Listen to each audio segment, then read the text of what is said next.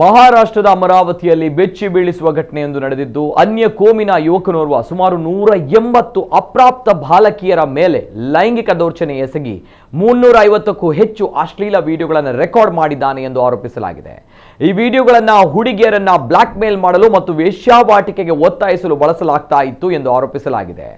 19 ವರ್ಷದ ಮೊಹಮ್ಮದ್ ಆಯಾಜ್ ಅಲಿಯಾಸ್ ತನ್ವೀರ್ ಬಂಧಿತ ಆರೋಪಿ. ಈತ ಹುಡುಗಿಯರನ್ನ ಪ್ರೀತಿಯ ಬಲೆಗೆ ಸಿಲುಕಿಸಿ ಮುಂಬೈ ಮತ್ತು ಪುಣೆಗೆ ಕರೆದೊಯ್ದು ಅವರ ಅಶ್ಲೀಲ ವಿಡಿಯೋಗಳನ್ನು ಚಿತ್ರೀಕರಿಸಿದ್ದಾನೆ ಎಂಬ ಗಂಭೀರ ಆರೋಪ ಕೇಳಿ ಬಂದಿದೆ.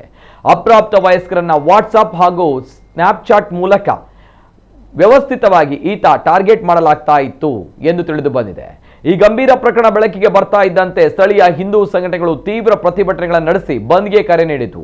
ಸಾರ್ವಜನಿಕರ ಆಕ್ರೋಶದ ಹಿನ್ನೆಲೆ ಮತ್ತು ಕಠಿಣ ಕ್ರಮದ ಭಾಗವಾಗಿ ಸ್ಥಳೀಯ ಆಡಳಿತ ಆರೋಪಿಯ ಮನೆಯನ್ನ ಬುಲ್ಡೋಸರ್ ಬಳಸಿ ನೆಲಸಮ ಮಾಡಿದೆ. ಪೊಲೀಸರು ಅಯಾನ್ ಅಹಮದ್ ತನ್ವೀರ್ನನ್ನ ಈಗಾಗಲೇ ಬಂಧಿಸಿದ್ದು ದೇಶದಾದ್ಯಂತ ಈ ಪ್ರಕರಣ ಸಂಚಲನ ಸೃಷ್ಟಿ ಮಾಡಿದೆ.